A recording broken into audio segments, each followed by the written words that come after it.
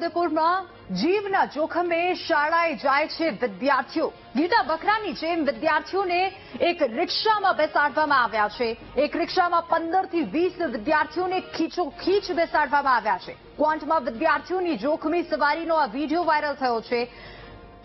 આમ છોટા સહિતના ગામમાં વિદ્યાર્થીઓ આ રીતે જાય છે શાળાએ અને આ વિડીયો જોખમી સવારીનો વિડીયો જે છે તે વાયરલ થઈ રહ્યો છે અને આ વિડીયોના આધારે એ વિડીયોને જોતા અનેક સવાલો ઉઠી રહ્યા છે।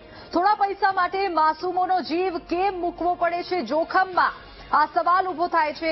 આ વિસ્તારમાં બસ નથી આવતી માટે આવા દ્રશ્યો સર્જાય છે અને જે રિક્ષા ચાલક છે તે પણ શું તંત્ર એની સામે શું તંત્ર કોઈ મોટી કાર્યવાહી કરશે કે કેમ એવા સવાલો પણ અહીંયા ઉભા થઈ રહ્યા છે। વિદ્યાર્થીઓના જીવ સાથે કેમ રમત રમાઈ રહી છે આ મહત્વપૂર્ણ સવાલ અહીંયા ઉભો થાય છે। શું આ દ્રશ્યો આરટીઓ કે પોલીસને દેખાતા નથી? શું એ રિક્ષા જ્યારે પસાર થાય છે રોડ પરથી તો ત્યાં કોઈ ટ્રાફિક પોલીસની વ્યવસ્થા નથી? શું ટ્રાફિક પોલીસના નજરે આ દ્રશ્યો નથી આવ્યા?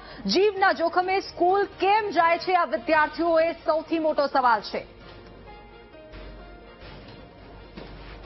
તો 15 થી 20 વિદ્યાર્થીઓ એક રિક્ષામાં બેસાડીને રિક્ષા ચાલક ત્યાંથી વાહનોની વચ્ચે જે જાહેર રસ્તા પર વાહનોની અવર જવર હોય છે એ વિસ્તારમાંથી રિક્ષા પસાર થાય છે અને કોઈને આ દ્રશ્યો નથી દેખાતા। જીવના જોખમે વિદ્યાર્થીઓ સ્કૂલે જવા મજબૂર બન્યા છે।